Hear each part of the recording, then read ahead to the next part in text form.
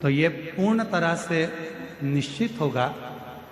और जो 2026 आ रहा है उसकी जो शिवरात्रि है वो ऐसी शिवरात्रि आ रही है जिस शिवरात्रि में अगर 3 दिवस तक घर के अंदर रखकर बेलपत्र के वृक्ष की सेवा कर और बेलपत्र को वृक्ष को शिवरात्रि के 2 दिवस में उसको यदि किसी स्थान पर रोपित किया जाएगा, जो व्यक्ति जिस घर से उसको रोपित करेगा, लगाएगा और उस वृक्ष की परवरिश करेगा, उसकी जिंदगी में कभी संपदा की कमी नहीं आएगी। ऐसी शिवरात्रि शायद पहली बार ऐसा योग बन रहा है, तो हम पूर्ण भरोसे के साथ कहते हैं कि विठलेश सेवा समिति कुबेरेश्वर धाम इस शिवरात्रि को हरित शिवरात्रि के रूप में, ग्रीन शिवरात्रि के रूप में मनाएगा। अब की बार जो शिवरात्रि होगी उसको ग्रीन शिवरात्रि के रूप में हम लोग उसको मनाएंगे। और लगभग जितने श्रोता जैसे पार्थिव शिवलिंग का पूजन करते हैं अपने घरों में, लगभग करोड़ों 10 करोड़ से ऊपर शिवभक्त पार्थिव शिवलिंग का पूजन करते हैं, वैसा विश्वास है कि 2026 में जो महाशिवरात्रि फरवरी महीने में जो आ रही है उसको ग्रीन शिवरात्रि के रूप में, हरित क्रांति के रूप में, हरि शिवरात्रि के रूप में हम उसको मनाएंगे।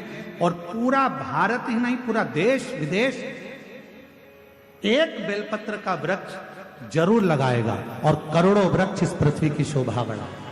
करोड़ों पूरा विश्व, पूरा भारत देश इस ग्रीन शिवरात्रि से जुड़ेगा और वृक्षारोपण करेगा। लगभग करोड़ों वृक्ष एक ही दिन में शिवरात्रि के पावन अवसर पर, जैसे हमारे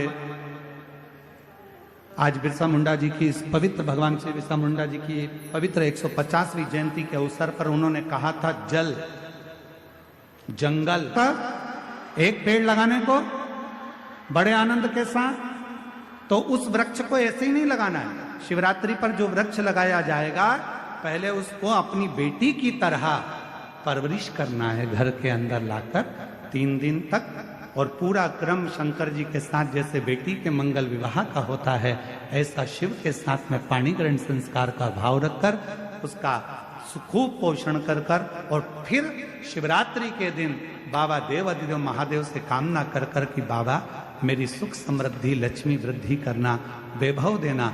जैसे जैसे ये वृक्ष बढ़ता जाए वैसे हमारे जीवन में संपदा बढ़े, सुख बढ़े। इस भाव से उस वृक्ष को अपने आसपास में लगाकर उसको बड़ा करने का प्रयास। और जल अवश्य।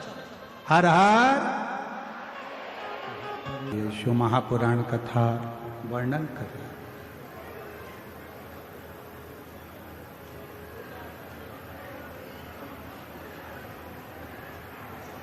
रावण भाव से भगवान शिव को नहीं भज पाया, केवल शिव को प्राप्त करा तो उसने ताऊ से प्राप्त करना। ये बाबा देवघर की जो पवित्र धरा है, जो देवघर में बाबा देवाधिदेव महादेव जो विराजमान है, वो मां सती के हृदय पर शिवलिंग विराजमान।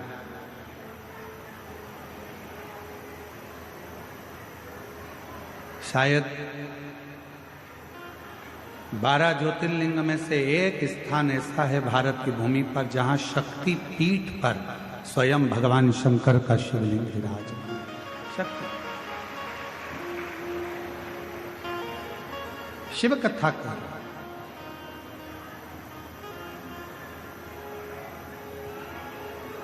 शिव को समझना,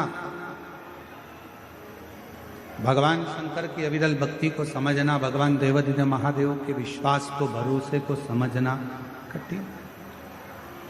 स्वयं ब्रह्मा जी भी नहीं समझ पाए।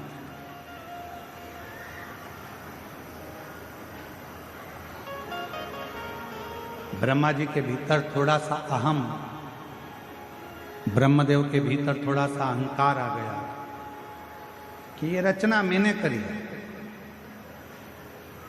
ये रचना करता मैं हूं।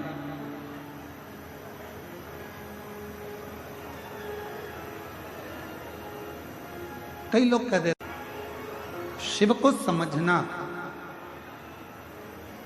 भगवान शंकर की अविरल भक्ति को समझना, भगवान देवाधिदेव महादेव के विश्वास को, भरोसे को समझना कठिन। स्वयं ब्रह्मा जी भी नहीं समझ पाए।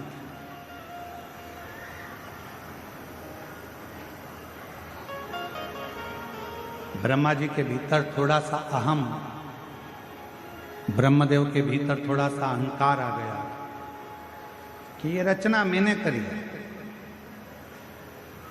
ये रचना करता मैं हूं।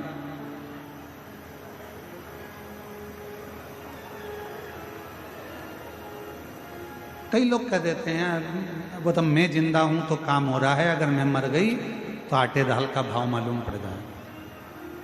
वो तो मैं कर रहा हूं तो हो रहा है, मैं चले गया तो तुम्हारी दुकान भी नहीं चली। कई लोगों के मन में आता है कि मैंने किया, और शिव महापुराण की कथा कहती है मैं संबोधन श्रेष्ठ संबोधन नहीं। भगवान शंकर के ससुर दक्ष प्रजापति ने भी केवल मैं का संबोधन करा। मेरा भवन, मेरा राज्य, मेरा नगर, मेरी बेटी, मैंने करा, मैंने करा, मैंने करा। आखिरी में फिर हुआ क्या कि दक्ष प्रजापति का सिर कटा, और दक्ष प्रजापति का सिर कटकर आखिरी में फिर बकरे का सिर लगा, और वो बकरा मैं करता। अच्छा करें, मत बुरे कर्म कर वरना पछताएगा। भगवान की आंखों से तू बच नहीं पाएगा, तू बच नहीं पाएगा। अरे ओ अज्ञानी मत करना,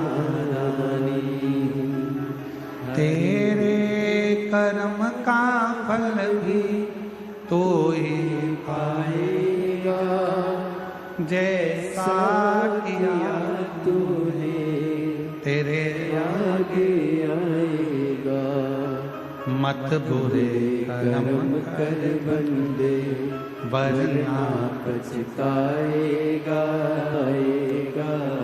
तू बच नहीं पाएगा। ब्रह्मदेव के मन में अहमता उत्पन्न हुई, ये रचना मैंने करी। और भगवान देव आदिदेव महादेव का तो कहीं ब्रह्मा जी नाम ही नहीं है।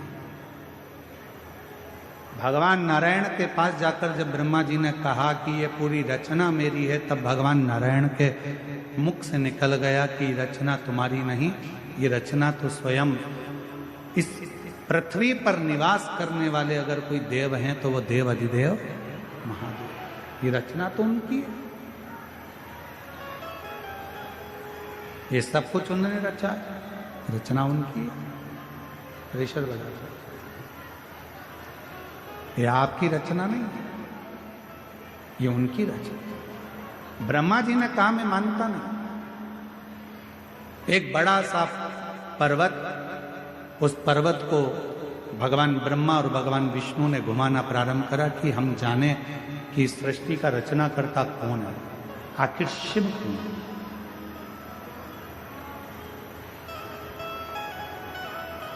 और ऐसे दुनिया में कई लोग हैं जिनको भगवान शंकर को जानने के लिए बहुत विचार करते हैं, आखिर ऐसा क्यों, शिव क्यों, शिव कौन। और निवेदन है ब्रह्मा ब्रह्मलोक के देवता हैं, भगवान विष्णु बैकुंठ के देवता हैं, इंद्र इंद्रलोक के देवता हैं, गरुण गरुण लोक के देवता हैं, वरुण वरुण लोक के देवता हैं, पर केवल एक हैं देव अधिदेव महादेव, जो इस भूमंडल के, इस पृथ्वी के देवता हैं, जिनको एक लोटा जल चढ़ाकर हम हमारी जिंदगी की सारी बातें शिव से कर सकते। अपने हृदय से हम शिव को कह सकते।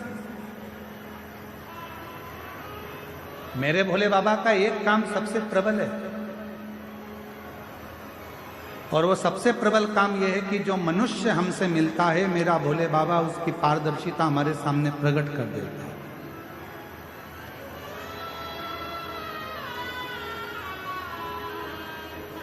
मेरे शंकर वो पारदर्शिता प्रकट कर देते।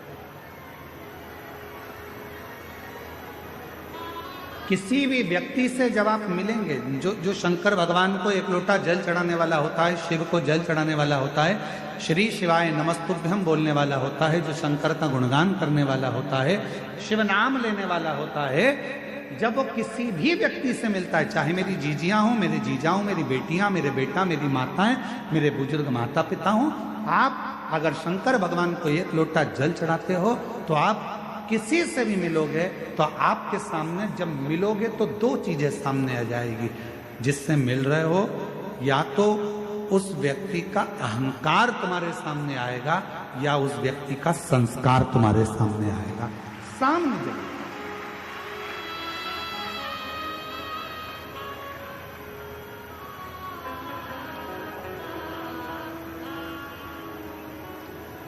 एक टीवी पर एक सीरियल आता है, कौन बनेगा करोड़पति। अरे बोलो तो जम के, सही है कि गलत है? उस पूरे सीरियल में मंजिल तक कोई पहुंच ही नहीं पाता। बोलो सही है? बहुत कम होंगे जो मंजिल तक पहुंचे होंगे। क्यों नहीं पहुंच पाते? किस लिए नहीं पहुंच पाते? जो बैठा है सीट पर, क्या उसको उस प्रश्न का उत्तर याद नहीं है? उसको याद है। जो सीट पर बैठा है उसको प्रश्न का उत्तर याद है, वो सब कुछ याद कर कर गया है, सब कुछ बोल सकता है, सारा उत्तर दे सकता है, सब कुछ बता देता है। पर उस हॉट सीट पर कौन बना करोड़पति में सामने कंप्यूटर पर बहुत सारे विकल्प दे दिए जाते हैं, बहुत सारे ऑप्शंस दे दिए जाते हैं। बोलो सही है कि गलत है? 4 विकल्प हैं, इसमें से छांटो कौन सा सही है। बोलते जाओ उत्तर सही है। फिर अगर ये भी नहीं कर सकते तो फोन लगाकर बात कर सकते हो, आपके पास ये भी विकल्प है। फिर आपके पास एक विकल्प और है कि आप किसी की सहायता ले सकते हो। जो व्यक्ति हॉट सीट पर बैठा है, क्या वो उत्तर नहीं जानता है?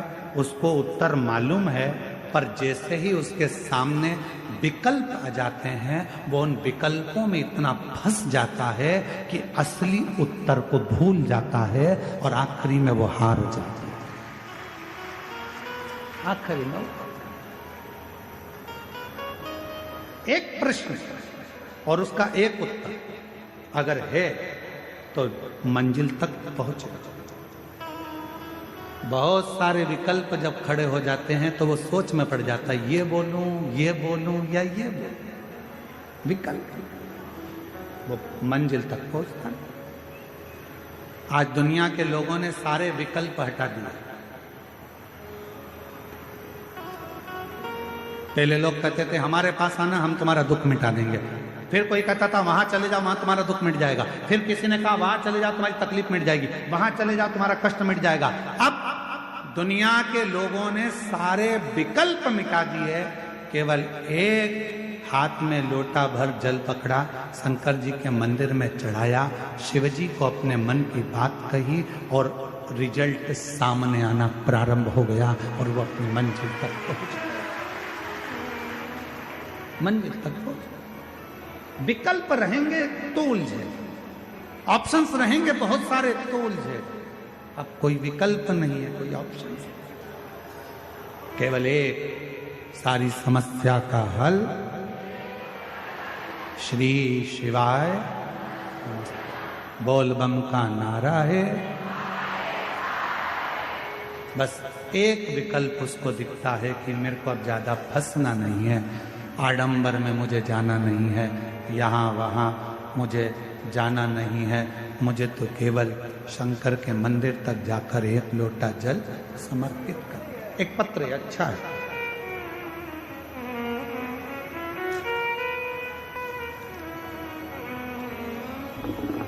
एक विश्वास, एक भरोसा, ब्रह्मा जी के मन में शंकर के प्रति विश्वास केंद्रित नहीं हो पाएगा। ब्रह्मा जी के मन में भगवान देवाधिदेव महादेव के प्रति विश्वास दृढ़ नहीं हो पाया। और ब्रह्मा जी ने कह दिया कि मैं नहीं मानता, मैं मानता ही।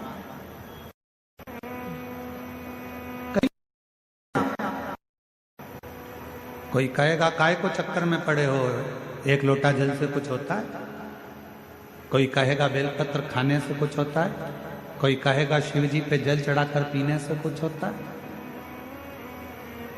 आप उससे एक बात जरूर कहना कि हम तुमसे पूछने के लिए नहीं आए कि हमको क्या करना है।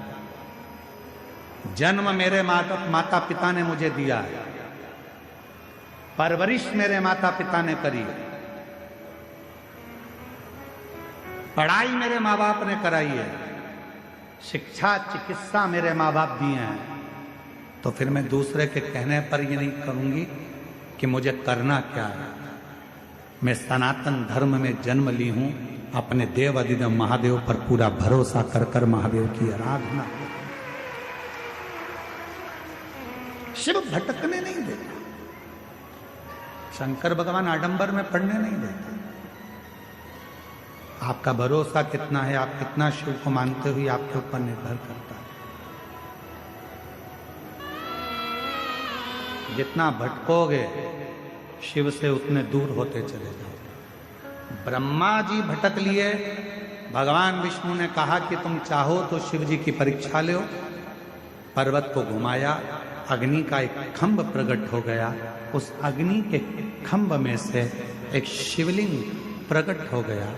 यही मार्गशीर्ष मास का महीना था, जिस महीने में भगवान शंकर का प्रथम शिवलिंग प्रकट हुआ था। और उसी मार्गशीर्ष मास में आप और हम शिव महापुराण की कथा को श्रवण कर रहे हैं। उसी मार्गशीर्ष मास किस्मत वाले तो हो तुम लोग, ये तो पक्का है, ये निश्चित है।